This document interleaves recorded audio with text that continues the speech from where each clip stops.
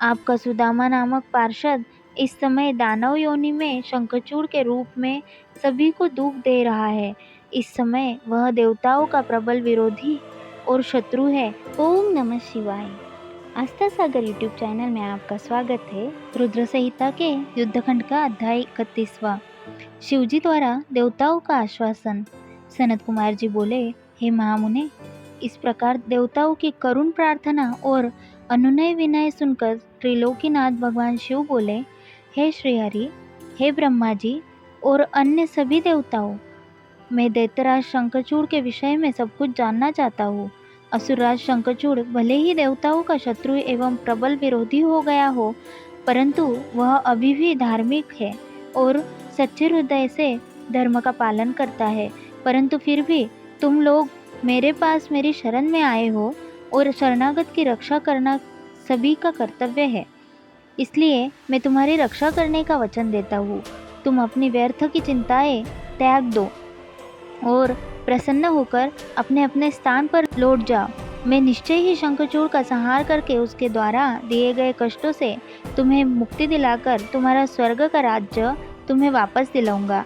भगवान शिव जब इस प्रकार से देवताओं को शंखचूड़ के वध का आश्वासन दे ही रहे थे, तभी उनसे मिलने के लिए राधा के साथ श्री कृष्ण वहाँ पधारे।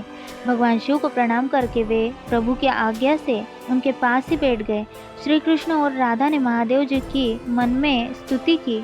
जब भगवान शिव ने उनसे उनके आने का कारण पूछा, तब श्री कृष्ण बोले, हे कृपा निधान दयानिधि, आप तो सब कुछ जानते हैं, आप ही जगत में सनाथ है।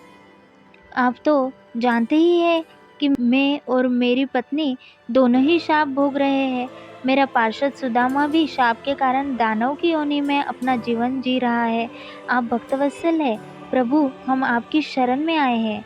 हम पर अपनी कृपा दृष्टि करिए और हमें हमारे दुखों से मुक्ति दिलाइए। भगवान, अब हमें इस शाप से मुक्ति दिलाइए। भगवान श्री कृष्ण की इस प्रार्थना को सुनकर देवदेव महादेव जी बोले, हे कृष्णा, आपको डरने की कोई आवश्यकता नहीं है। निश्चय ही आपका कल्याण होगा। आप शाप के अनुसार 12 कल्प तक इस शाप को भोगने के पश्चात ही राधा सहित अपने निवास वैकुंठ लोक को प्राप्त होोगे। आपका सुदामा नामक पार्षद इस समय दानव योनि में शंखचूड़ के रूप में सभी को दुख दे रहा है। इस समय वह देवताओं का प्रबल विरोधी और शत्रु है। देवताओं को उसने बहुत कष्ट दिया है, उनका राज्य छीनकर उन्हें बंदी बना लिया है।